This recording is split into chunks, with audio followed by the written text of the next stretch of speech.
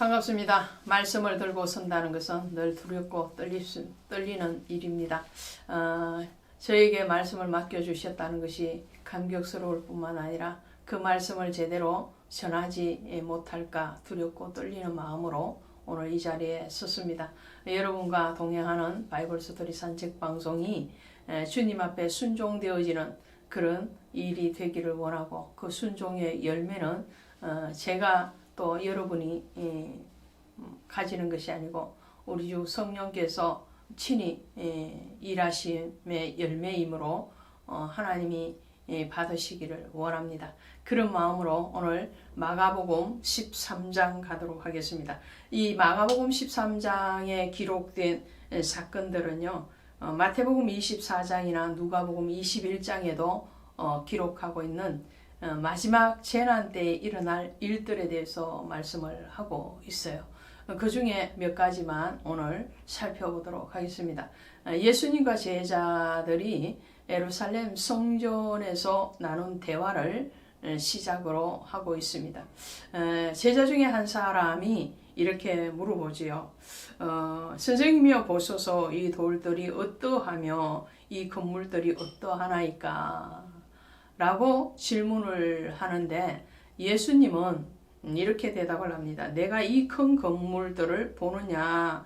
돌 하나도 돌 위에 남지 않고 다 무너뜨려지리라 라고 말씀해요. 제자도 성전이라고 직접 말을 하지 않았고 건물이라고 표현을 하고 있고요. 예수님께서도 이 큰 건물들을 보느냐, 이 말씀 속에서 우리는 주님의 마음을 살필 수가 있어요. 제자가 본 것도 외형적인 건물을 얘기하고 있죠. 외형적인 웅장하고 또 화려하게 지어진 이 헤롯 성전을 얘기를 하고 있고, 예수님께서도 그 건물의 허상에 대해서 말씀을 하고 있는 거예요. 성전으로서의 하나님이 기뻐 받으심의 그런 성전이 아니다라고 지금 말씀을 하시는 것과 같은 거죠. 이 성전의 역사를 보면 우리는 솔로몬 성전에서부터 찾게 되죠. 솔로몬이 저기를 하고 960년에 성전을 완공합니다. 그 성전이 518년 바벨론에 의해서 파괴가 되고 말죠. 그래서 이 솔로몬 성전은 약 373년 정도 존속을 했습니다. 솔로몬 성전도 굉장히 화려하게 지었죠. 그러나 그 화려함 뿐만 아니라 솔로몬 성전에서 중요한 것은 하나님이 다윗을 통해서 허락하신 성전이었다라는 것이요. 하나님이 다윗에게 이거 설계도를 주시고, 그리고 다윗의 그 마음을 받으시고 그의 아들 솔로몬을 통해서 건축하게 하셨고, 그 솔로몬의 기도, 성전의 기도에 대해서 하나님이 응답하신 성전이었습니다. 그럼에도 불구하고 솔로몬이 그의 비빈들과 함께 우상의 성전을 만드는 그런 성전 본연의 목적과 이유를 상실했을 때에 하나님은 그 죄를 이방 나라를 통해서 물으시는 것을 보게 됩니다. 그 이후에 바벨론 포로에서 돌아온 포로 귀환자들인 학개와 스룹바벨을 중심으로 다시 재건된 성전이 스룹바벨 성전이죠. 이 스룹바벨 성전은 BC 516년에 완공이 되어서 19년인 헤롯 성전 이전까지 존속을 하게 됩니다. 약 500년 가까이 성전으로서의 사명을 감당해요. 화려했던 솔로몬 성전보다도 더 긴 세월을 스룹바벨 성전이 감당을 하죠. 그래서 이전 성전보다도 내가 더 영광을 받으리라는 그 약속의 성취를 스룹바벨 성전을 통해서 하나님은 받으십니다. 그리고 난 뒤에 헤롯이 분봉왕으로 유다를 다스리면서 유대인들의 마음 환심을 사기 위해서 성전 공사를 대대적으로 일으키게 됩니다. 그래서 성전이 BC 20년에 시작한 그 성전이 AD 64년에 완공이 됩니다. 엄청난 긴 세월 동안 이 성전을 짓는데 모든 혈세를 투입을 했지만 AD 64년에 완공된 그 성전이 불과 6년 가까이 밖에 존속을 하지 못합니다. 굉장히 아이러니하죠. 긴 시간 동안 성전을 지었음에도 불구하고 그 성전이 정말 성전으로서의 처음부터 하나님이 받지 않았을 뿐만 아니라 그 건물 자체도 6, 7년밖에 존속하지 않고 AD 70년 로마의 티투스 장군에 의해서 완전히 오늘 주님이 말씀하시는 것처럼 파괴가 되고 말죠.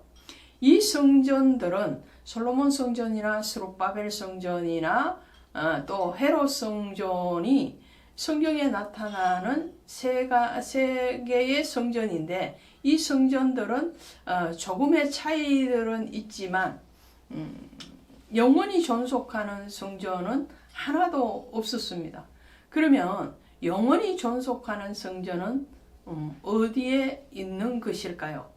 그것은 고린도전서 3장 16절이나 6장 19절에 나타난 것처럼 우리 안에 계시는 성전입니다. 그 성전 되시는 예수 그리스도를 얘기하는 거죠. 우리가 믿고 그리고 그분을 내 말씀 안에 통치 다스림 가운데서 예배하고 또 순종되어지는 너희가 하나님이 거하시는 거룩한 성전인지 알지 못하느냐. 그 성전은 바로 우리 안에 세워져 있는 성전이에요.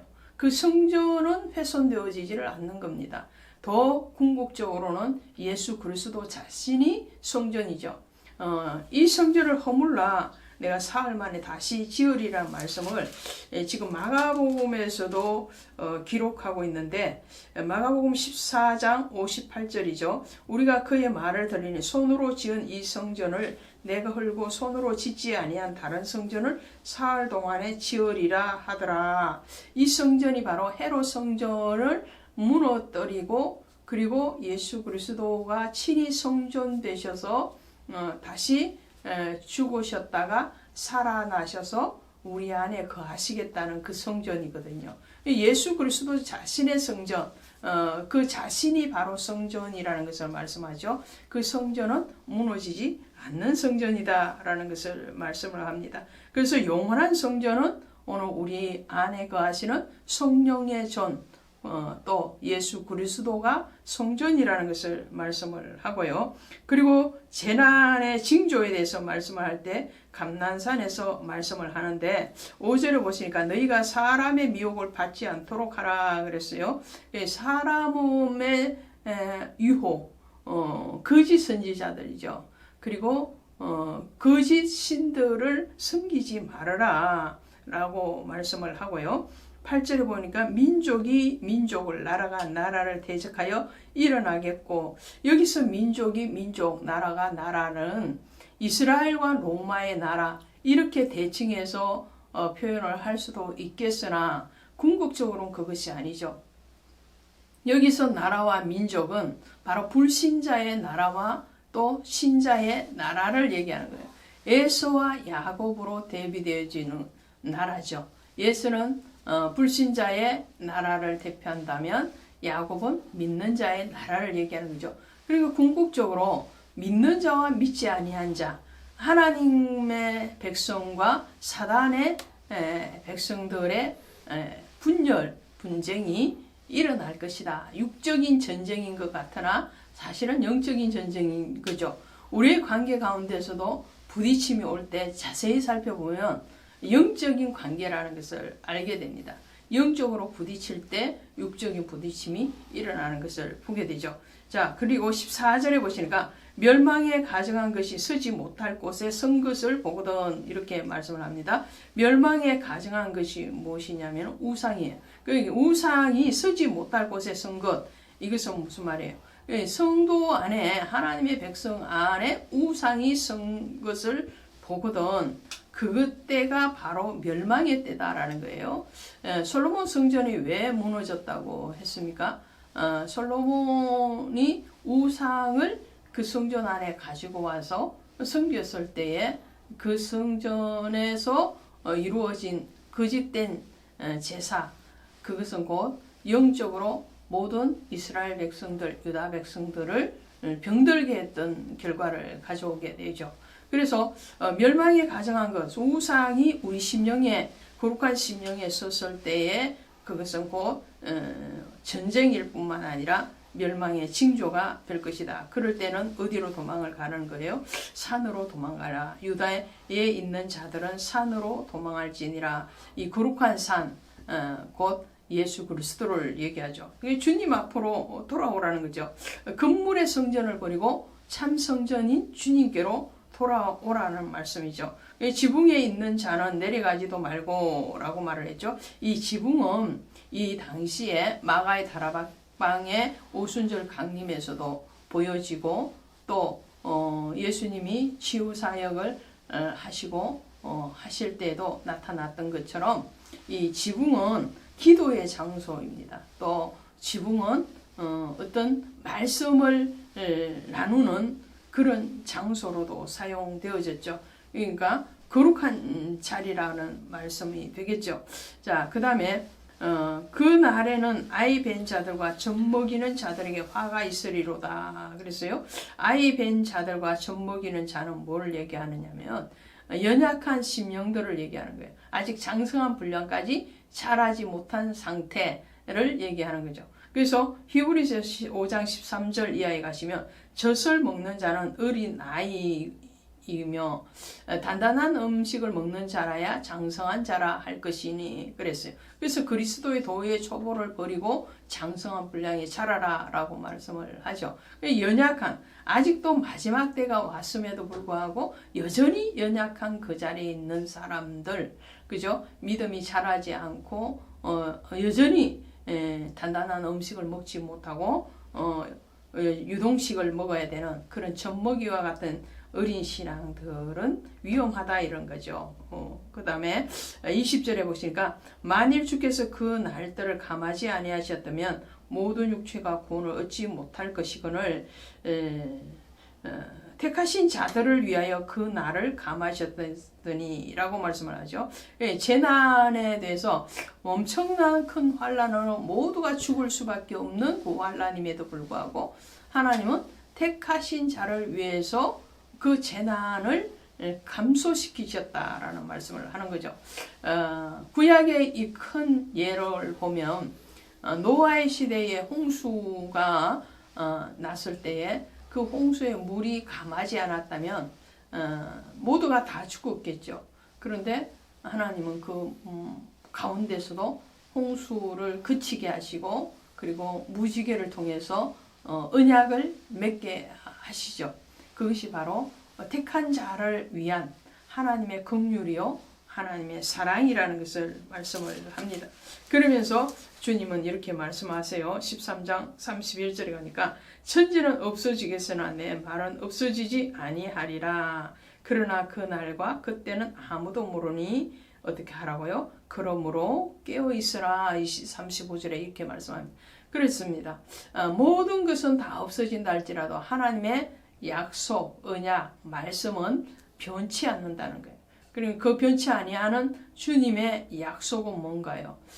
끝까지 견디는 자는 내가 구원하리라는 거죠. 믿음의 거룩한 그 자리를 지켜라는 거죠. 그래서 깨어있으라라고 말씀합니다. 오늘 저와 여러분은 깨어있는 자리에 있기를 원합니다. 정말 세상의 유혹, 사람의 유혹에 사로잡히지 마시고 오직 표대이신 주님, 성전이신 주님 안에서 깨어서 진리의 등불을 밝히는 그 자리에 세워지고 또 그 헌신에 나아가는 저와 여러분 되시기를 원합니다. 고맙습니다.